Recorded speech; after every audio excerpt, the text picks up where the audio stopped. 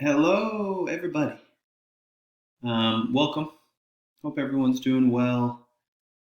I know usually it's like PowerPoint, and then I'm like this small down here in the corner, whatever which way. But I want to try something different today. I wanted to go just about 20 minutes today with this lecture video, and I wanted just to talk to you and really paraphrase and present my understanding of chapter 7. So rather than you continuously look at a PowerPoint and listen to me, I wanted just to I know we're not able to discuss obviously, which I would prefer, but I want to just talk to you about it and give you 20 minutes of what I think chapter 7 entails. And then you can use this once again as a supplementation to your actual reading and also to the PowerPoint. Okay? So that's the idea behind this video. If you don't like it, let me know. And I can go back to the old PowerPoint with me down here in the corner, a little video. Sound good? Okay. So again, right from your book, your amazing book. There it is. We are in chapter 7 today. And this is change, turnaround, and crisis or crises in leadership, of course. And specifically in the context of sport. They use a lot of examples in this book from just organizations and businesses in general. But obviously we're in a sport leadership class, and so we're going to relate it to sport. So starting on page 118 into page 119, they go over changes of leadership. First, in the actual changing of leadership, so replacing one leader from the other. But then they give a wonderful example from Cotter's 2007 and 2012, 8 stages of the process that can lead to change.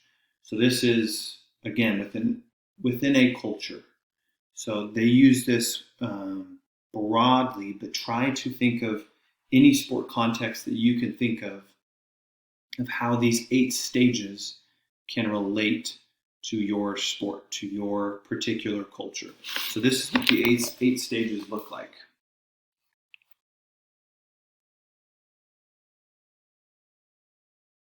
Okay, so this is on page 119 again of your textbook. So number 1, they talk about the establishment of the sense of urgency. I think this is key, especially with NCAA athletics. They touch a lot on this a lot within your chapter, is the importance of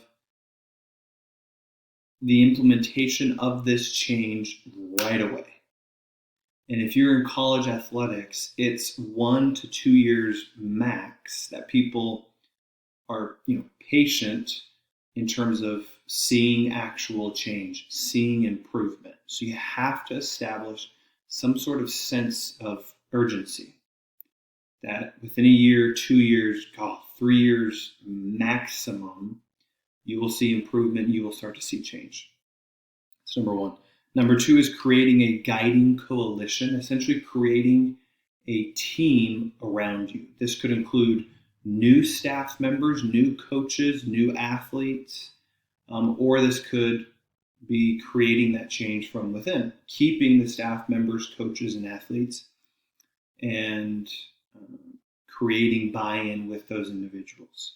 Number 3, developing a vision and a strategy. We've already gone over the importance of this in chapter, what was vision? 4, 5? Anyways. Creating something that is clear, concise, and again, that your coalition, your team is able to see and able to create that buy-in so they can as well get on board down that road with you as the leader.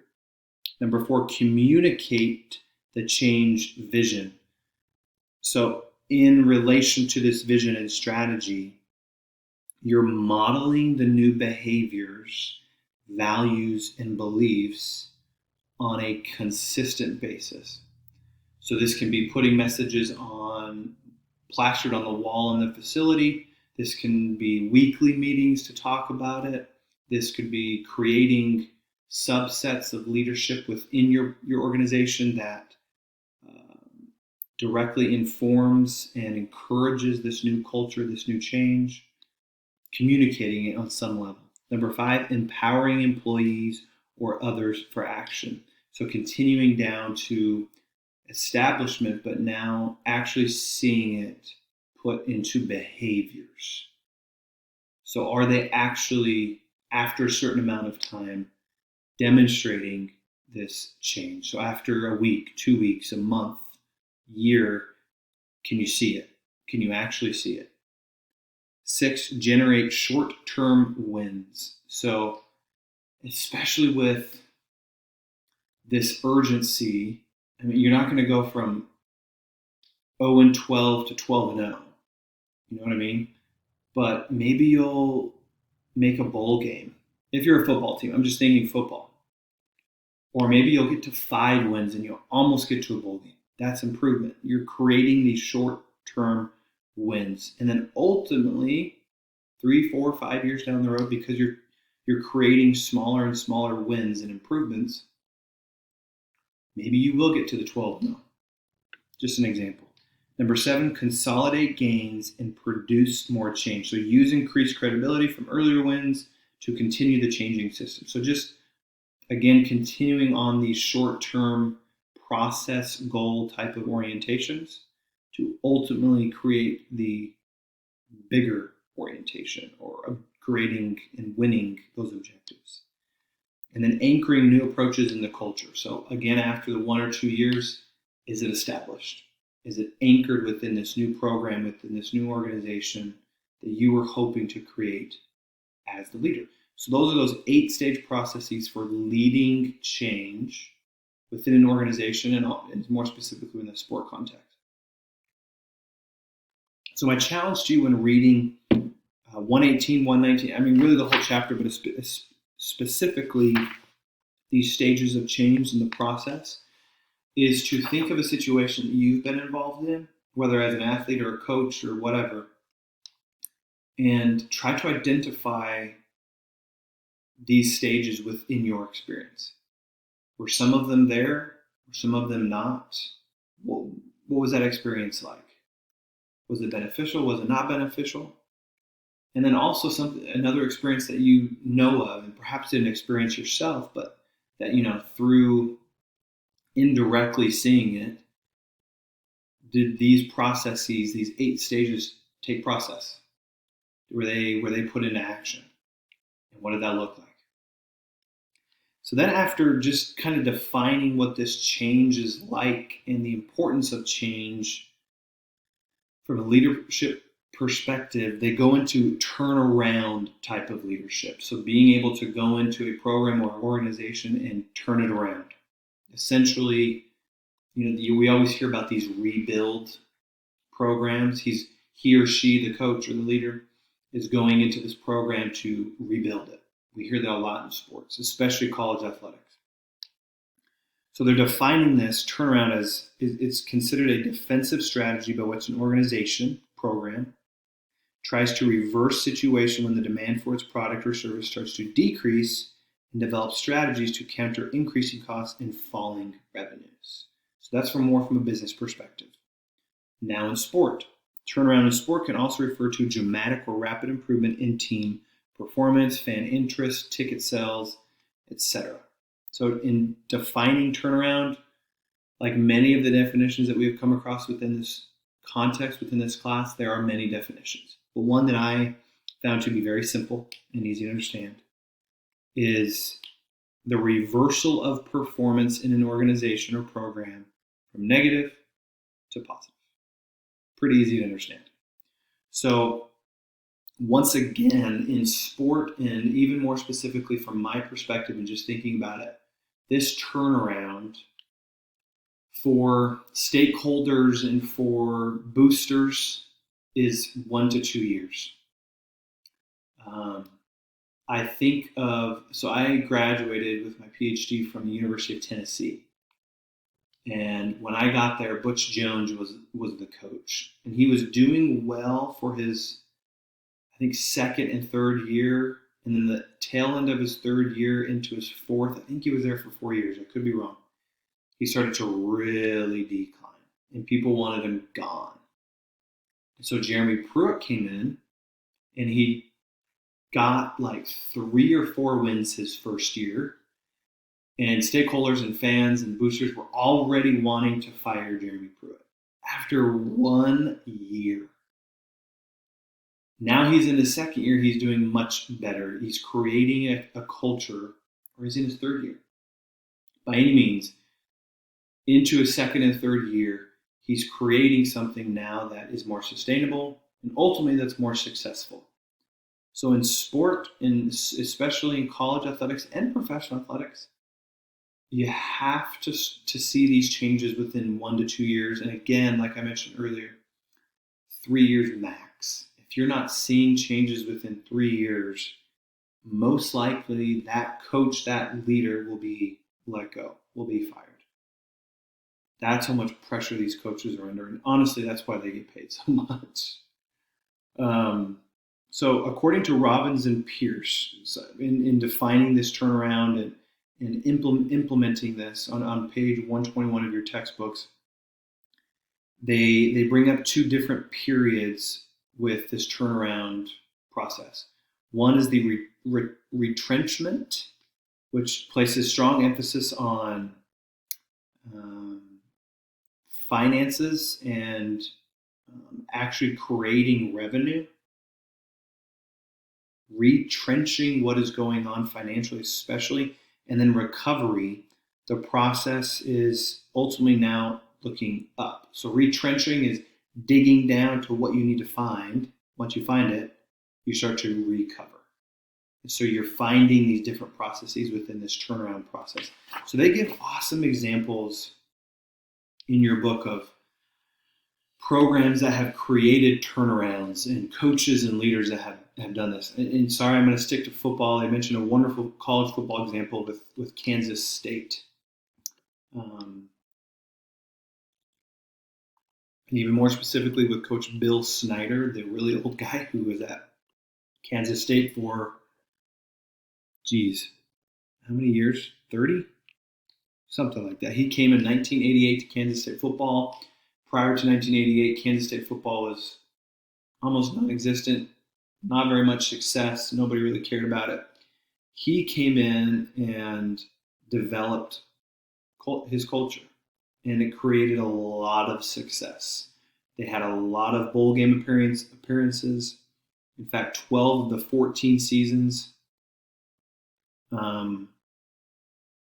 with postseason bowl games from 93 to 2006. So over 14 seasons, he went to postseason 12 times, which is incredible. And so you wonder, how does somebody like Bill Snyder come in and create this turnaround? What did he do? How did he do it? So according to some research and according to a specific book, it's called Leadership: Lessons from Bill Snyder. Here's an excerpt. It says, Bill Snyder not only teaches the principles of leadership every day of the week, but he lives them. So we have this wonderful example of what it is exactly that he wants to have happen in his culture. And then they goes on to say, Coach Bill Snyder has been articulating to his players and fellow coaches the principles and concepts of, here you go, hard work and dedication, setting and meeting of goals, the vital importance of loyalty and integrity, the value of dependability and credibility, and the championing of a caring attitude for his fellow student athletes and friends. So all of these attributes, according to Bill Snyder, were important to him. He implemented them during this turnaround. He retrenched it and then recovered it and created a very winning culture. That's just one example. My challenge once again to you is to find other examples, especially within sport. What are some leaders and coaches either in your life or ones that you know of indirectly that have done this turnaround? What did it look like? How were they successful in this turnaround? So continuing down on page 123, they give 6 different stages or elements of a turnaround that are identified by some researchers that study this. Number 1, they mention leading past losing. So emphasis on leadership over wins and losses, and especially losses. 2, commitment to growth, commitment to the process. 3, behavioral change. So are the actions speaking louder than their words? Embracing adversity. So understanding the importance of overcoming and being resilient and being gritty, because adversity will continue to come. So embracing it. Achievement of success, creating small wins, and ultimately developing a culture of success, of wins. And number 6, nurturing a culture of excellence. So then once that culture has been established, continuing to nurture it and respect it. I know that is a very common thing. I'm a University of Utah alum as well. And within their football program, Kyle Whittingham, the head coach, he's created this culture. And players come in and they know that you got to get on board or you're out. That is the culture. And they even have this saying plastered on their wall, you're either in or you're in the way. And so creating something like that to where not only the coaches and the staff are informing the players, but now the players are informing the players. So the freshmen or the individuals that are new to the program in some way. Establishing that, nurturing it. So they continue to touch on some different stages and examples of what turnaround might look like, especially within a sporting environment. I don't want to hound more on this because they just give some other interesting examples. The last thing I want to touch on before we dive into our last topic of crisis with turnaround is leadership style within a turnaround. So, throughout the course this far, we have studied different leadership styles, right? From autocratic to democratic, from transactional to transformational, and everything in between. They mention the importance of adaptability when developing and implementing or bringing in a leader to help produce this turnaround. So for an example, let me ask you this question. If a major turnaround, you think of the sport, you think of the organization. If a major turnaround is necessary, what type of leadership style would you think would be the most beneficial?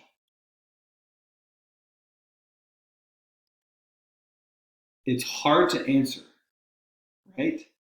Especially because of what we've been learning so far in this class. We understand that overall, transformational and even servant leadership styles in the long term are the most beneficial.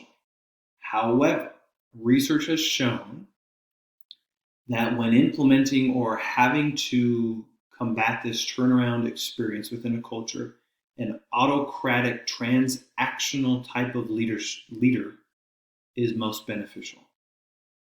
You need somebody to come in that is strict, that is hard, that really tells people to do, that creates a lot of not being comfortable, gets people out of their comfort zones, that fires people, that brings new people in, that challenges people. And at first it's very uncomfortable and it's not fun for a lot of people. However, in many instances, it's very necessary, right? To create this autocratic, strict environment to have ultimately the lasting effect. And so ideally, you could bring in a leader that could be both autocratic initially and then more democratic in the long term. So once they come in, Sorry, the screen goes dark after a while. There we go. So once this leader comes in, creates this change, autocratic, comes in, tells people what to do. He or she has their vision, and if you're not in on the vision, get out. They bring in their own staff. They perhaps fire other people, or they really challenge and create discomfort in the people that are existing there, right? This happens for a week, for a month, for a year. And then once the culture starts to establish itself, then we go to that nurturing stage, right? And more of the democratic, transformational, servant leadership style can be more beneficial. And so learning what works when and balancing that is ideal. Part of this process. One example that I think of is Stanford football. Jim Harbaugh came into Stanford and is very autocratic. He came in, Stanford football was not great for many, many years, aside from when they had John Elway. He came in very autocratic, created a very strong culture at Stanford football. Then David Shaw came in, more transformational, more servant type of leader. And initially, the first 5 years, David Shaw had a very successful football program. They were continuing to go to bowl games. They were continuing the top 25. They were continually competing for Pac-12 championships. However, which is now ironic, they're now starting to dip again. And I wonder, I don't know, I wonder if it's because he hasn't nurtured the culture that Jim Harbaugh created when he came in. Could be. I don't know. That's just one example that I thought of. The last thing they really kind of touch on page 126 and 127 is just different formulas for a successful turnaround, especially psychologically. So not only physically and behaviorally do you need to create this turnaround and this change, but they give you a wonderful figure on page, again, 126 of what this might look like emotionally and psychologically. I don't want to dive into that because I wanted to wrap up here soon. I told you it'd only be 20 minutes. Then they go into crisis leadership and the imperativeness of being able to be a successful leader during a crisis. So rather than bore you with all of these models that they have presented, I want to challenge you to just glance over some of these different models that they are talking about in terms of crisis and what crisis management looks like versus crisis leadership, what a decision environment and decision process looks like within a crisis management process or environment. The thing I want to end on with crisis is this. On page 131, they mention this in terms of crisis. A key foundation of crisis leadership is the ability of a leader to effectively adapt in a rapidly changing and complex environment. That stood out to me because of what we're experiencing right now in 2020 and going into 2021. All coaches, as of right now, especially that are starting to play, are experiencing a crisis. COVID-19, right? The successful coaches are adapting. They understand that you might not have as much prep time, that you might not have as much time with your players, that your players will be playing on their own, that you'll be meeting with individuals electronically. You won't have that in-person respect, an in-person environment.